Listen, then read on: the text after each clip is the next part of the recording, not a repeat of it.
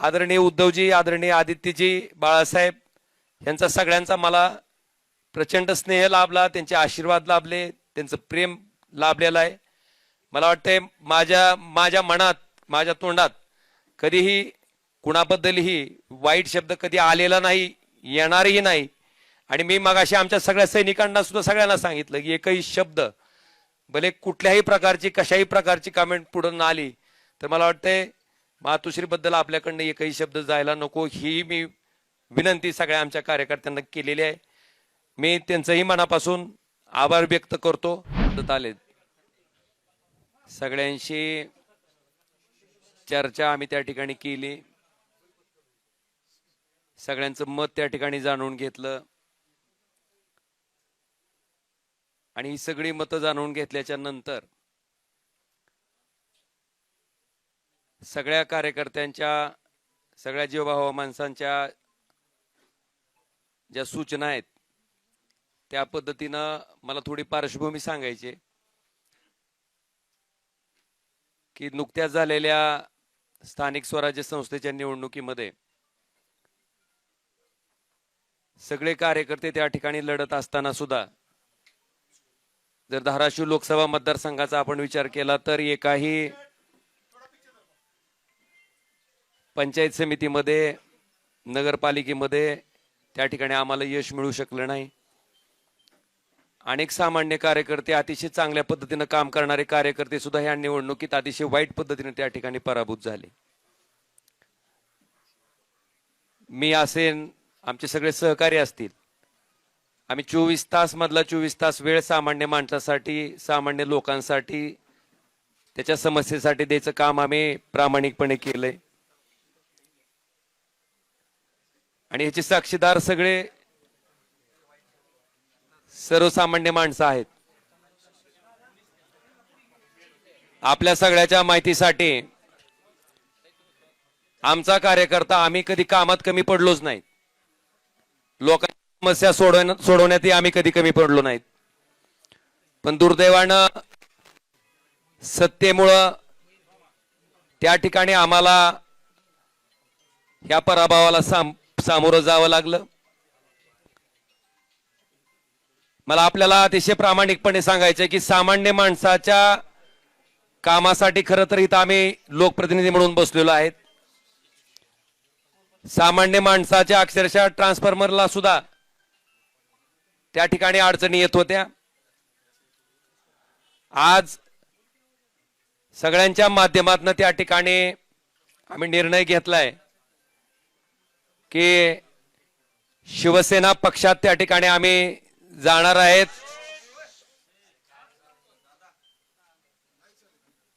श्री एकनाथ शिंदे साहेबांच्या नेतृत्वाखाली आम्ही त्या ठिकाणी काम करणार आहेत. याच्या पाठीमागची पार्श्वभूमी अशी आहे की आपण बघितलं असेल, ज्या कारणामुळे त्या ठिकाणी मी माझं सार्वजनिक जीवन सुरू केलं की या वाईट वृत्तीची लोक कुठल्याही परिस्थितीत त्या ठिकाणी राजकारणाच्या पटलावर राहिली नाहीत पाहिजेत. ती भूमिका आजपर्यंत मी त्या ठिकाणी चोखपणे निभावत आलो. कायदेशीर बाबीवर सुद्धा आम्ही त्याच पद्धतीनं पूर्ण आमच्या कुटुंबानं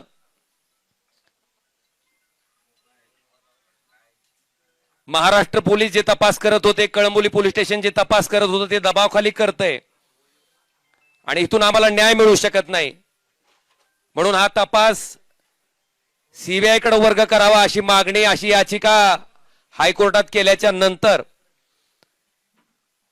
या हत्याकांडाचा तपास त्या ठिकाणी सीबीआय कडे वर्ग झाला. 20 वर्ष अविरतपणे न्यायालयीन प्रक्रिया चालली. फार मोठ्या अपेक्षा आमच्या कुटुंबाला त्या निकालात होत्या. मेरिटवर निकाल येईल अशी अपेक्षा होती. पण दुर्दैवानं जो काही निकाल आला ज्याच्यामध्ये सन्मान्य न्यायालय म्हणतंय की राजकीय वैमनस्य होतं, तेही मान्य करतंय. कुठल्याही हत्याकांडामध्ये उद्देश, मोटिव्ह फार महत्वाचा असतो, तेही न्यायालय मान्य करतंय.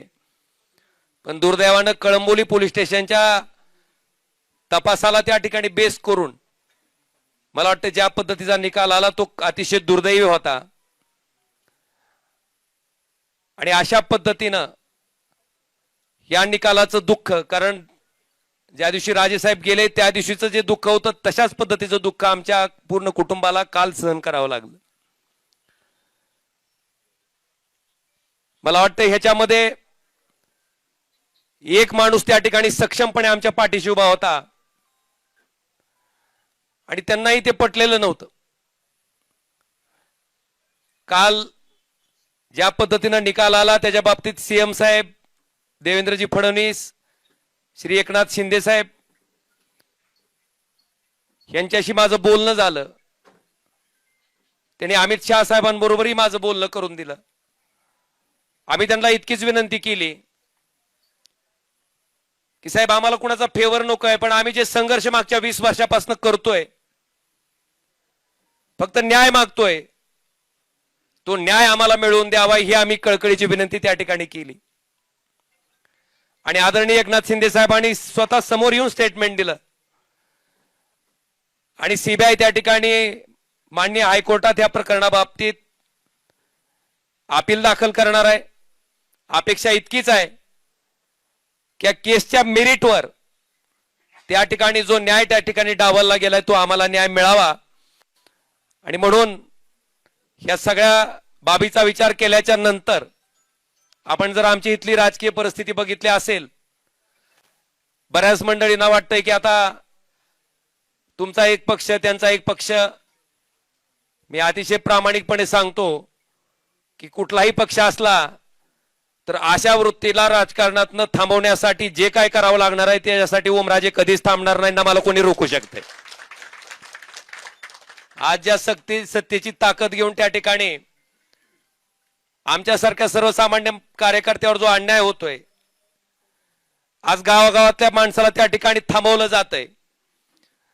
अनेक लोकोपयोगी कामं आहेत. खासदार म्हणून त्या माणसाला वाटतंय की बाबा खासदारांना आमचा ट्रान्सफॉर्मर द्यावा, खासदारांना आमच्यातलं अमुक काम करावं. आज 7 वर्ष होत आलेत. त्या माणसाच्या अपेक्षा फार मोठ्या आहेत. मला वाटतंय निश्चितपणे ह्या सगळ्या अपेक्षांना न्याय द्यायचं काम मी निश्चितपणे प्रामाणिकपणे इथून पुढच्या कालखंडामध्ये करत राहीन. आणि आपल्या सगळ्याच्या माहितीसाठी सामान्य माणूस ओमराजेला ओळखते. 2009 पासून ते आजपर्यंत, 2006 पासून ते आजपर्यंत त्या सामान्य माणसासाठी मी काय काम करतो हे सामान्य माणसानं बघितलंय. आणि म्हणून कुठल्या पैशाच्या हव्यासापोटी, कुठल्या पदाच्या हव्यासापोटी जाणारा ओमराजे नाही. जी काय सत्ता घ्यायची आहे किंवा जी काय सत्तेचा वापर करायचा आहे, कारण आपण जर माझ्याकडची फळी बघितली तर माझ्याकडे मोठे प्रस्थापित माणसं कोणीच नाही.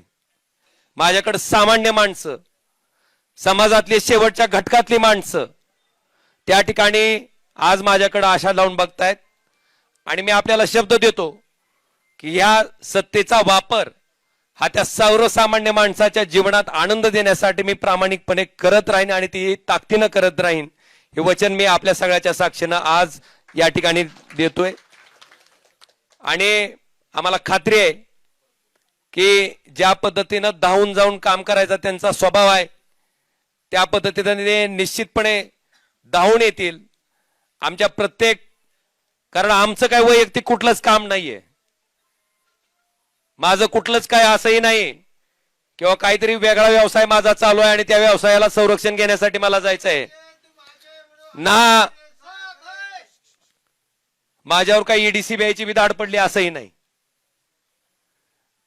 बांधवांनो, प्रामाणिकपणे काम करणारा, 24 तास मधला 24 तास वेळ देणारा मी एक सामान्य कार्यकर्ता आहे. आणि निश्चितपणे यांच्या नेतृत्वाखाली आम्ही अतिशय चांगल्या पद्धतीचं काम आपण जर बघितलं असेल तर कृष्णा मराठवाडा सिंचन प्रकल्प जो की कित्येक वर्षापासून त्या ठिकाणी अपूर्ण आहे. आपल्याकडे बॅरेजेसची कामं आहेत जे की आम्ही त्यावेळेस सुरू केलं होतं, त्याचे एस्टिमेट चालू केले होते.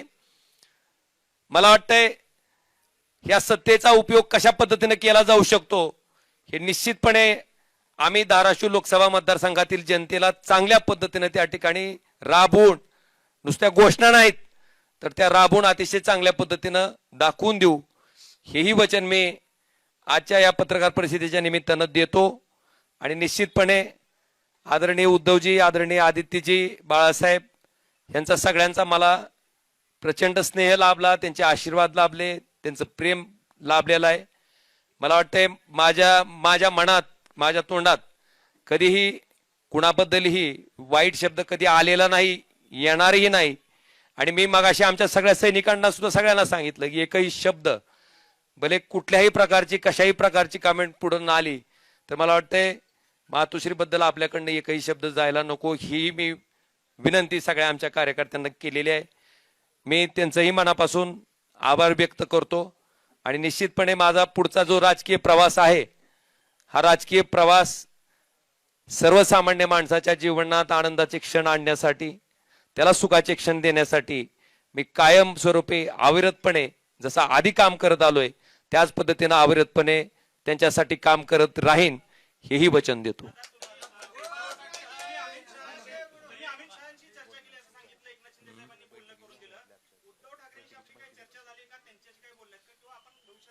काय काय म्हणले?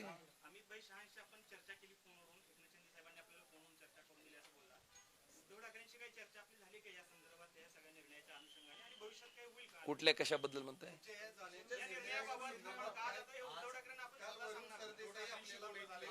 मला वाटतंय आता एक लक्षात घ्या, माझी जी काय भूमिका होती, मी ज्या पद्धतीने ठरवलं होतं, मी ज्या पद्धतीने सांगितलं होतं त्या पद्धतीने मी आपल्या सगळ्याच्या समक्ष मांडलेली आहे. आणि माझी आपल्याला इतकीच विनंती आहे की आम्ही काय बोललेलो असेल तर निश्चितपणे तुम्ही त्याची बातमी करा, त्याच्याबद्दल काही दुमत नाही. पण न बोललेल्याही बातम्या त्या ठिकाणी चालवल्या जातात आणि विनाकारण कुणाबद्दलही गैरसमज त्या ठिकाणी निर्माण केले जातात. तर फक्त तेवढ्या गोष्टी घडून येत.